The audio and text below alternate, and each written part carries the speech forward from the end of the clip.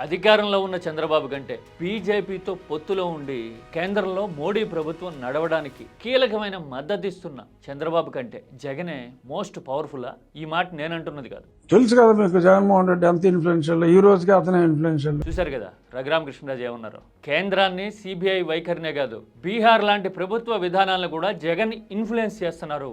బీహార్ లో అయినా అతను మేనేజ్ చేస్తున్నాడు, ఇక్కడైనా అతనే మేనేజ్ చేస్తున్నాడు అని మాట్లాడారు. రఘురామకృష్ణరాజు ఒక్కరే కాదు, ఇదే మాట షర్మిల కూడా అంటూ ఉన్నారు. సిబిఐ అన్యాయం చేస్తుంది, బీజేపీ అన్యాయం చేస్తుంది, ఈ కేసును నీరుగారుస్తున్నారు. చూశారు కదా షర్మిల ఏమన్నారు. సిబిఐ అయినా బీజేపీ అయినా జగన్ కి అనుకూలంగా పనిచేస్తున్నాయి అంటూ ఉన్నారు. ఇదేంటి ఆశ్చర్యము, షాకింగ్, సర్ప్రైజ్ కదా. జగనేమో ఓడి డీలా పడ్డారు, కనీసం విపక్ష హోదా కూడా రాదు లేదు అని టీడీపీ మీడియా చంద్రబాబు పదే పదే ఇప్పటికీ మాట్లాడుతూ ఉన్నారు కదా. అలాంటి జగన్ చంద్రబాబు కంటే పవర్ఫుల్గా ఉండటం ఏంటి?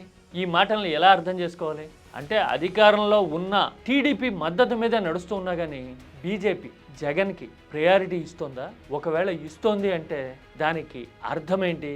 ఆ వ్యూహం వెనక ఆంతర్యం ఏంటి? పైగా చంద్రబాబు ఈ మధ్యన తీసుకున్న మరో నిర్ణయం కూడా ఇదే మాటని కాస్త ఇండైరెక్ట్ గా చెప్తున్నట్టుగా ఉంది. ఇలా ఎందుకు జరుగుతుంది? డీటెయిల్ గా చూద్దామా? అధికారంలో ఉన్న బాబు కంటే విపక్షంలో ఉన్న జగన్ పవర్ఫుల్ అని వీళ్ళంతా ఎందుకు మాట్లాడుతున్నారో, బీజేపీ వైఖరి ఏపీకి ఏం చెప్తుందో డీటెయిల్ గా చూద్దామా?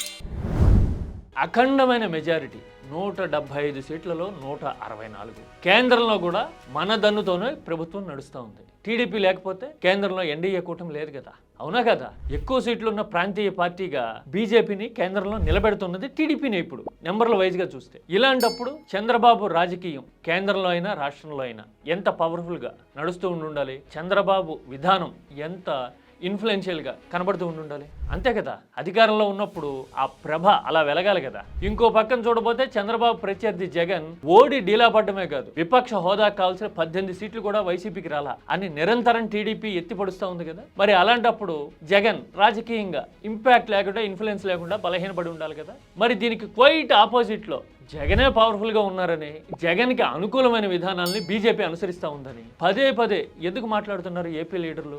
ఏపీలో ఇలాంటి చర్చ ఎందుకు జరుగుతూ ఉంది? మొదటి డైలాగ్ రఘురామకృష్ణరాజు చూద్దాం. బీహార్ లో అయినా అతను మేనేజ్ చేస్తున్నాడు, ఇక్కడైనా అతనే మేనేజ్ చేస్తున్నాడు. చూశారు కదా రఘురామకృష్ణరాజు ఏమన్నారు. బీహార్ ప్రభుత్వ విధానాల్ని ఎఫెక్ట్ చేసే స్థాయిలో జగన్ పావులు కదిపారు అని చెప్తూ ఉన్నారు కదా.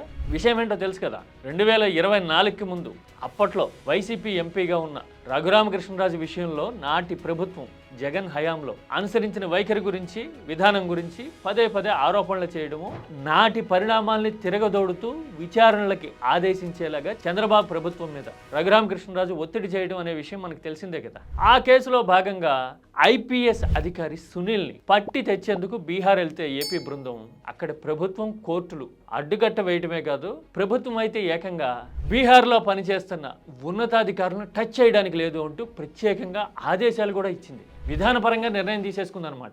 అలా తీసుకోవడం వెనుక జగన్ హస్తం ఉంది, జగన్ ఇన్ఫ్లుయెన్స్ చేశారు అని రఘురామకృష్ణరాజు అంటూ ఉన్నారు. బీహార్లో ఉన్నదేం ప్రభుత్వం? ఎన్డీఏ ప్రభుత్వం, బీజేపీ జేడీయూ కాంబినేషన్. జేడీయూ అంటున్నాం కానీ నడుస్తున్నదంతా హవా బీజేపీదే కదా. ఇవాళ రేపట్లో బీజేపీ నాయకుడే బీహార్కి ముఖ్యమంత్రి కూడా కాబోతున్నారు నితీష్ స్థానంలో. ఏపీలో ఏ ప్రభుత్వం ఉంది? ఎన్డీఏ ప్రభుత్వం. బీజేపీ భాగస్వామిగా ఉంది. అదే కూటమిలో టీడీపీ ఏపీలో ప్రభుత్వాన్ని నడుపుతూ ఉంది, కేంద్రంలో కీలకంగా ఉంది మద్దతు విషయంలో, నెంబర్ల విషయంలో కదా. మరి అలాంటప్పుడు బీహార్ ప్రభుత్వ విధానాలని ఎవరు ఇన్ఫ్లుయెన్స్ చేయగలిగి ఉండాలి? ఒక తాను ముక్కలు కాబట్టి, రెండు ఎన్డీఏ ప్రభుత్వాలు కాబట్టి చంద్రబాబు ప్రభుత్వం అనుకున్నట్టు జరిగి ఉండాలి కదా. అలా జరగలా. బీహార్ ప్రభుత్వాన్ని కూడా జగనే ఇన్ఫ్లుయెన్స్ చేశారంటే ఆ ప్రభావం ఏ స్థాయిలో ఉంది అని అనుకోవాలి రఘురామకృష్ణరాజు చెప్తున్న మాట ప్రకారం. ఇలా ఎందుకంటున్నారు? ఏపీ ప్రభుత్వ సామర్థ్యం మీద నమ్మకం లేకనా, లేకపోతే రాజకీయ అసంతృప్తి తన్నుకొస్తా ఉంటే, పెళ్ళుబుగుతా ఉంటే దాన్ని కంట్రోల్ చేసుకుని రఘురామకృష్ణరాజు ఇలా మాట్లాడారా? ఈ రెండు క్వశ్చన్స్కి సమాధానం కాలం చెప్పాలి వచ్చే 3 ఏళ్లలో. ఇది మొదటి ఇన్సిడెంట్. ఇక రెండోది, వివేకానందరెడ్డి హత్య కేసు విషయంలో సిబిఐ అనుసరిస్తున్న వైఖరి మీద, కేంద్రం విధానం మీద విమర్శలు చేస్తూ ఉన్న పిసిసి అధ్యక్షురాలు షర్మిల బీజేపీని, సిబిఐని జగన్ ఇన్ఫ్లుయెన్స్ చేస్తున్నారు అని చెప్తూ ఉన్నారు. సిబిఐ అన్యాయం చేస్తుంది, బీజేపీ అన్యాయం చేస్తుంది, ఈ కేసును నీరుగారుస్తున్నారు. చూశారు కదా. ఇక్కడ కూడా సేమ్ కాంట్రాస్ట్, కాంప్లెక్సిటీ. అధికారంలో ఉన్నదేమో చంద్రబాబు మద్దతు మీదే కేంద్రం నడుస్తూ ఉంది. కేంద్రం పరిధిలో ఉన్న దర్యాప్తు సంస్థ సిబిఐ కదా. పైగా చంద్రబాబు ప్రభుత్వం మీదే ఎక్కువ నమ్మకం ఉంది అన్నట్టుగా సునీతారెడ్డి కానీ షర్మిల కానీ చంద్రబాబుని కలిసి ప్రత్యేకంగా విజ్ఞప్తులు చేయడం చూసాం కదా. వివేకానందరెడ్డి కేసు దర్యాప్తుని తొందరగా తేల్చండి, న్యాయం చేయండి అని అడగడం చూసాం కదా. ఈ విజ్ఞప్తి ఎందుకు కీలకం? 2 కోణాల్లో. ఒకటి, వివేకానందరెడ్డి హత్య జరిగినప్పుడు 2019కి ముందు చంద్రబాబు అధికారంలో ఉన్నారు. అంటే కీలకమైన ఆధారాలు సేకరించాల్సిన పీరియడ్లో చంద్రబాబు ముఖ్యమంత్రి ఘటన జరిగినప్పుడు. ఆ తర్వాత ఎన్నికల్లో ఇది కీలకమైన ప్రచార అస్త్రం అయిపోయినప్పుడు షర్మిల, సునీతారెడ్డి ప్రత్యేకంగా చంద్రబాబుని కలిసి విజ్ఞప్తులు చేయడాన్ని మీడియా హైలైట్ చేస్తూ సొంత అన్న జగనే అన్యాయం చేశారు వాళ్ళిద్దరికీ, చంద్రబాబుని అడుగుతున్నారు న్యాయం చేయమని అని Sibi Chakravarthy kind of projections అప్పుడు ఇవ్వడం చూసాం కదా. తీరా చూడబోతే ఇప్పుడు సిబిఐని, బీజేపీని జగన్ ఇన్ఫ్లుయెన్స్ చేసేస్తున్నారు అని చెప్తూ ఉన్నారు. అదేంటి? కూటమిలో చంద్రబాబు కీలకంగా ఉంటే, కేంద్రంలో రాష్ట్రంలో అధికారంలో ఉంటే చంద్రబాబుని మించి జగన్ ఎట్లా ఇన్ఫ్లుయెన్స్ చేయగలుగుతారు? ఈ డౌట్ సాధారణంగా ఎవరికైనా వచ్చి తీరుతుంది కదా. ఇలా ఎందుకు మాట్లాడుతున్నారు? రఘురామకృష్ణరాజు, షర్మిలే కాదు, పరోక్షంగా ఈ మధ్యన చంద్రబాబు కూడా ఇలాంటి నిర్ణయమే ఒకటి తీసుకున్నారు. అదేంటో తెలుసా? తిరుమల లడ్డూలో జంతువుల కొవ్వు కలిసింది అని చంద్రబాబు ఆరోపణలు చేస్తే ఆధారాలు లేకుండా అలా మాట్లాడకండి అని సుప్రీంకోర్టు ఒక సిట్ని నియమించింది కదా, సిబిఐ దర్యాప్తు బృందాన్ని నియమించింది కదా. ఆ దర్యాప్తు బృందం ఏడాదికి పైగా పరిశోధన చేసి వివరాలన్నీ తీసి ఆరాలన్నీ ఏర్చికూర్చి ఏం తెలిసింది? జంతువుల కొవ్వు కలవలా అని చెప్పింది కదా. అంటే ఏం జరిగినట్టు? కేంద్రంలో భాగస్వామిగా ఉన్నా కానీ చంద్రబాబు చేసిన ఆరోపణలకు విరుద్ధమైన రిపోర్ట్ని కేంద్ర దర్యాప్తు సంస్థ అయిన సిబిఐ ఇచ్చింది. ఆ రిపోర్టుతో సంతృప్తి చెందకే కదా చంద్రబాబు కూడా ఏకసభ్య కమిషన్ వేశారు మళ్ళీ లడ్డూ విషయంలో. అంటే చంద్రబాబుకు కూడా సిబిఐ తీరు మీద చాలా అసంతృప్తి ఉందనుకోవాలా? ఇలా ఎందుకు జరుగుతూ ఉంది? కేంద్రంలో అధికారం ఉండే బీజేపీ మన మద్దతు మీదే ప్రభుత్వాన్ని ఢిల్లీలో నడుపుతా ఉన్నా కూడా ఇన్ఫ్లుయెన్స్ చేయలేకపోతున్నాం, మన పరిధికి లిమిటేషన్స్ ఉన్నాయి, జగన్కి అనుకూలంగా పరిణామాలు జరిగిపోతూ ఉన్నాయి అని చంద్రబాబు కూడా భావించారు అనుకోవాలా? ఇదే ఇక్కడ కాంట్రాస్ట్.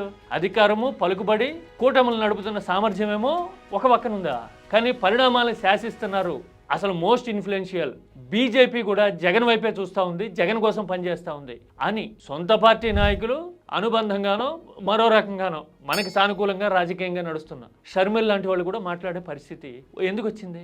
కారణం ఏంటి? అధికారంలో ఉన్న చంద్రబాబు కంటే విపక్షంలో ఉన్న జగన్ అంత పవర్ఫుల్గా ఉన్నారా? ఎఫెక్టివ్గా ఉన్నారా? జగన్కి అనుకూలంగా బీజేపీ ఆలోచిస్తూ ఉందా? అడుగులేస్తూ ఉందా? ఎలా చూడాలి? లాజిక్తోనూ ఫ్యాక్ట్స్తోనూ మాట్లాడుకుందామా? కామెంట్ సబ్జెక్ట్ ఓరియంటెడ్గా సభ్యతగా ఉండేలాగా చూసుకుందాం.